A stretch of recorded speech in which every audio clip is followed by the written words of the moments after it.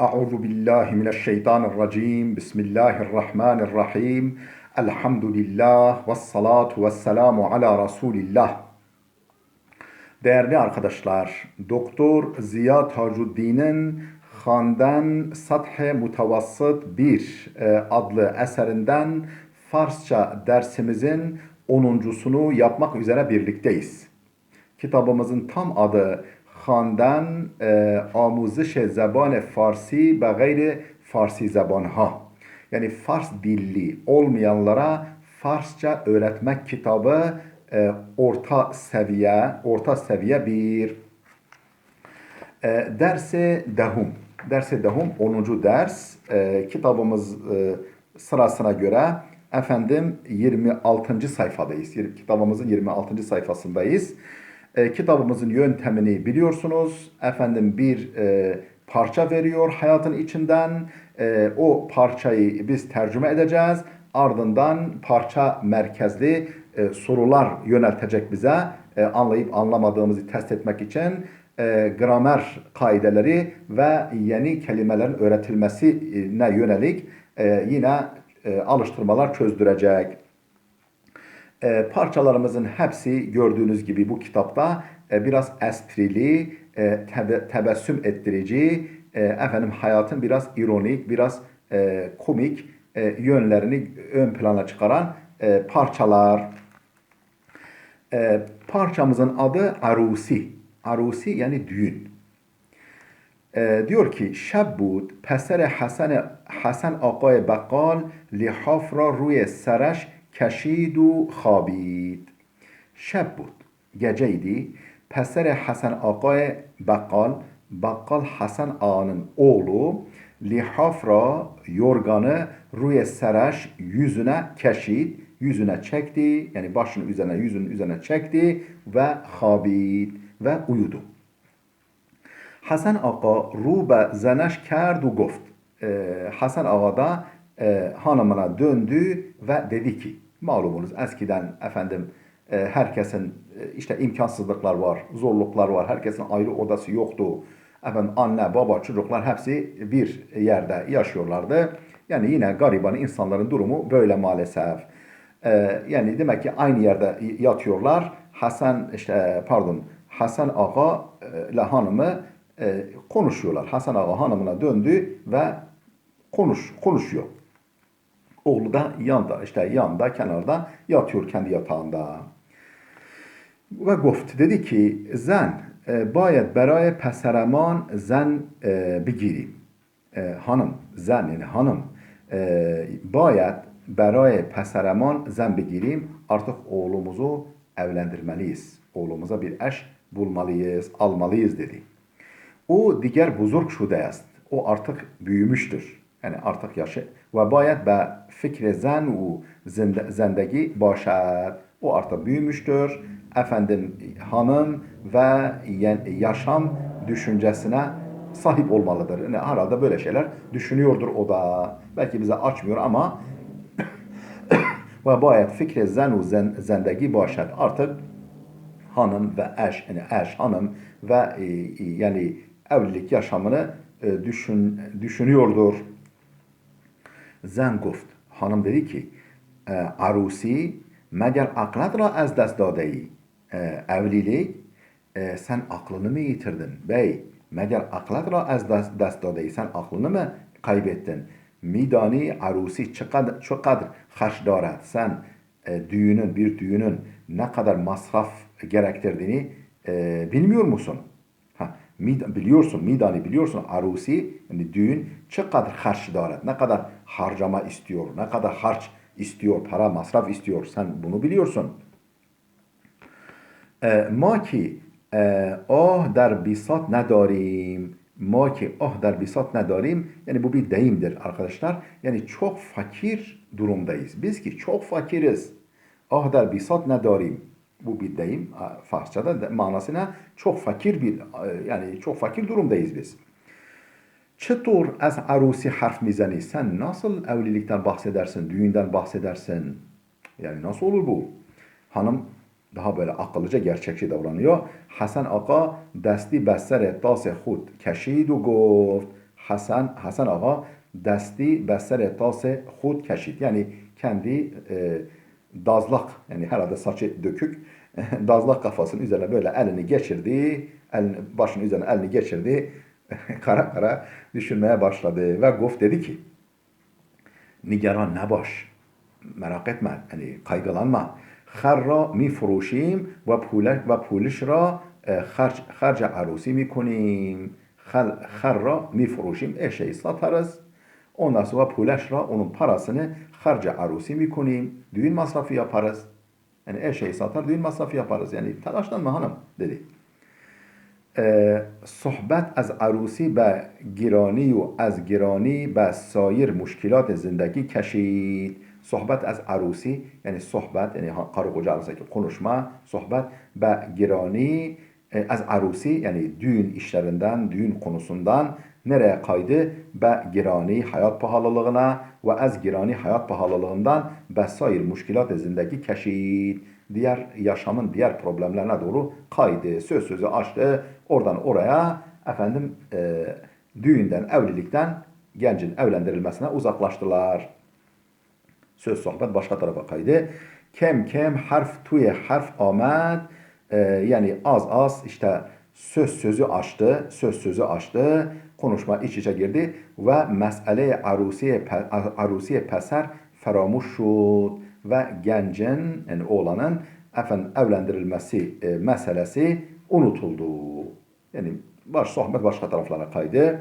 Peser ki vanumud mi kart khobast, genç ki, yani oğlan ki, oğlu ki vanumut mi kart khobast, yani uyuma numarası yapan, aslında uyumamış, yani dinliyor. Uyuma numarası yapan genç müddeti be harfhay valideyn khud guş dad, bir süre anne babasının konuşmalarına kulak verdi. بعد aram lihaf ra kenar zed, daha sonra yavaşça usulca yorganı kenara çekti ve guf, dedi ki baba az khar buguy, baba eşekten bahsedin, yani benim konuya gelin demek istiyor. Evet, hepimizi tebessüm ettirdi gerçekten.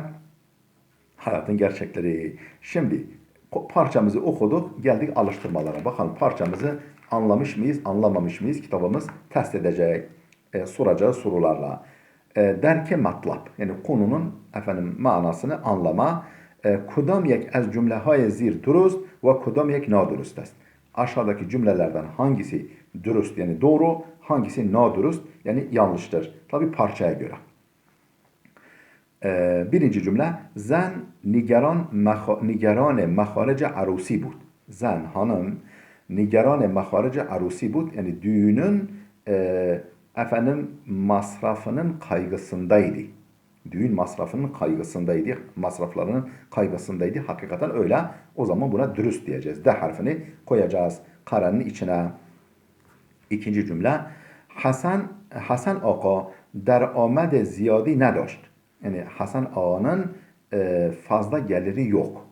Fazla geliri yok. Deramet gelir demek, kazanç demek. Fazla kazancı yok. Doğru. Yani bir şey var, onu da satmayı göze almış. Üçüncü cümlemiz, Peser sohbethay peder u madereş ra neşnid.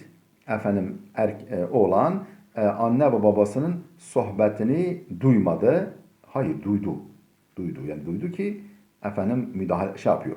Kendi tutamadı, müdahale ediyor. Nadürüst. Neşnid, yani duymadı, duydu. Onun için bu cümle yanlış. Dördüncü cümlemiz, Hasan Ağa kharra beraya arusi furuh. Hasan Ağa eşeği düğün için sattı. Yok, henüz o aşama gelmemiş, satmadı. Yani satarım diyor. Yani düğün masrafı için. Burada naduruz, yani nun harfini koyuyoruz.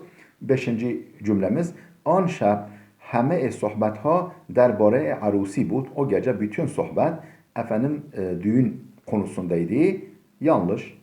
Yani konuyu açtı, başka konulara da geçildi. Nadurus diyeceğiz. Nun harfini yerleştireceğiz.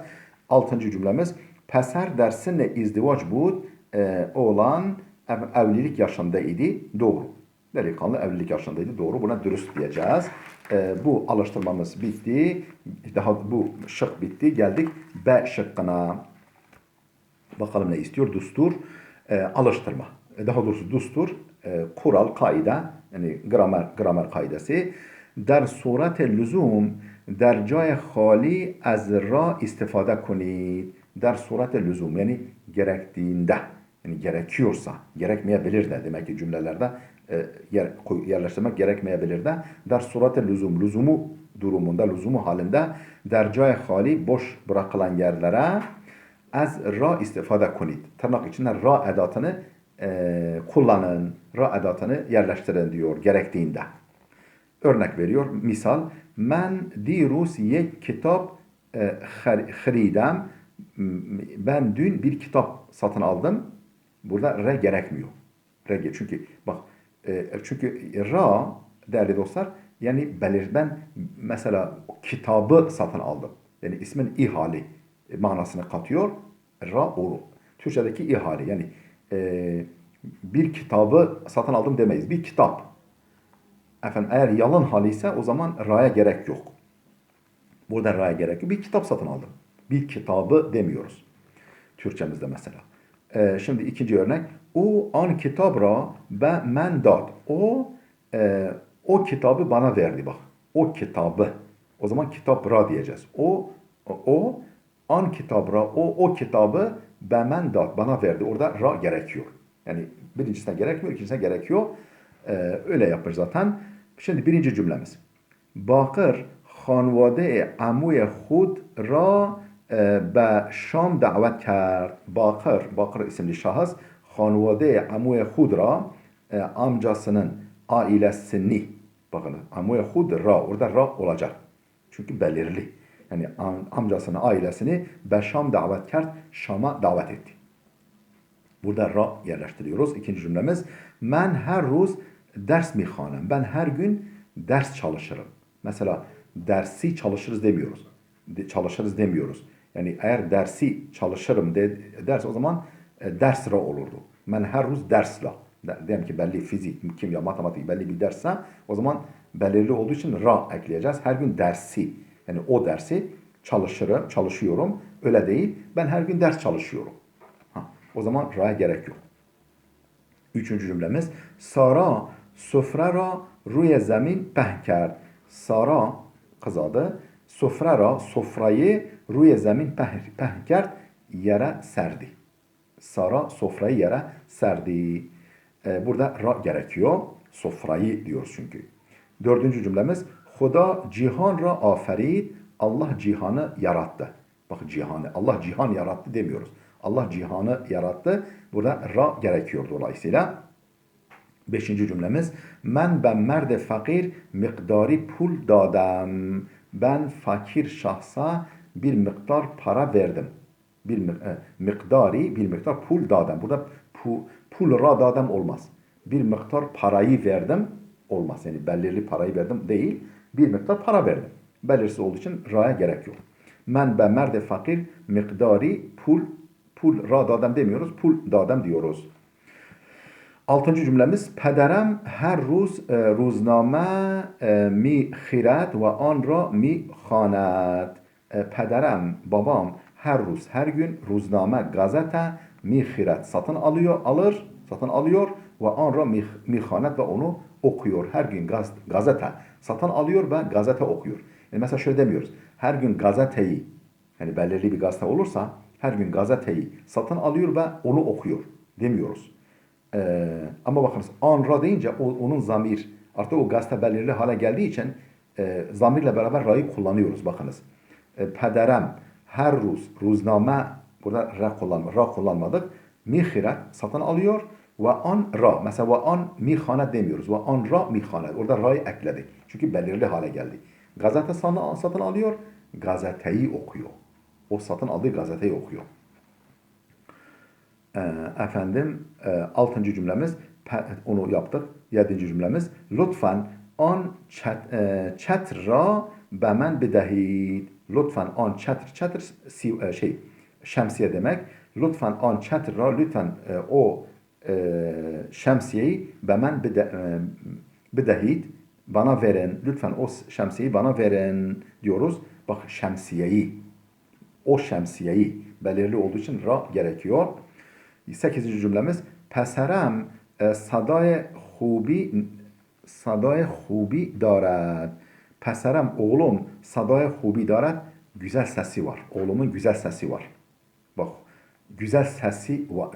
Yani güzel sese sahip. Bakınız ra gerekmiyor burada. Yani ses genel olarak sesi güzel.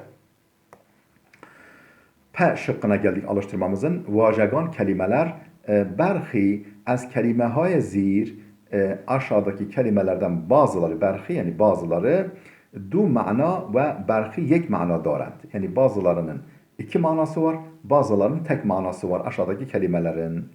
Der mukabele manaya dürüst doğru mananın karşısına alameti zait ve artı alameti yani efendim doğru mananın karşısına artı alameti ve der mukabele manaya galat alameti nakıs efendim yanlış yani eksi alamet nakıs eksi demek efendim ve yanlış mananın karşısına eksi işaretini koyun. Bir guzarit yerleştirin koyun.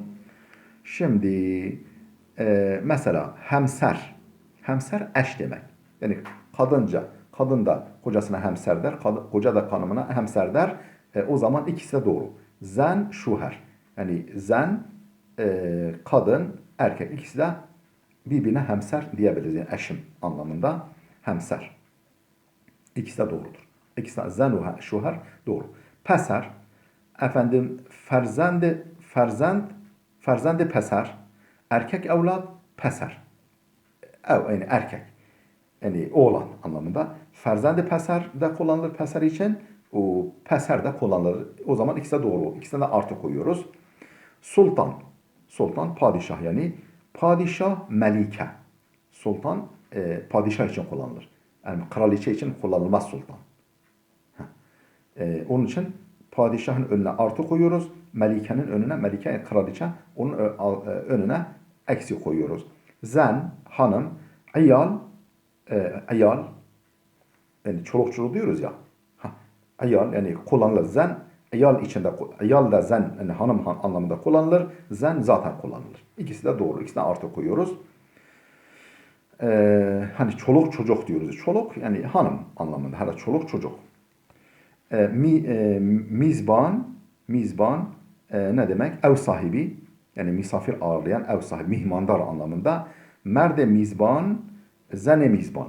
Yani ev sahibi, ev sahibesi. Yani mihmandar hanım da olabilir, erkek. İkisi de artı koyuyoruz. Mihman, misafir. Merde mihman, zene mihman. İkisi de doğrudur. Mihman, misafir. Merde mihman, erkek misafir. Zene mihman, kadın misafir. Dersimiz burada bitti. Gelecek dersimize kadar Allah'a emanet olun.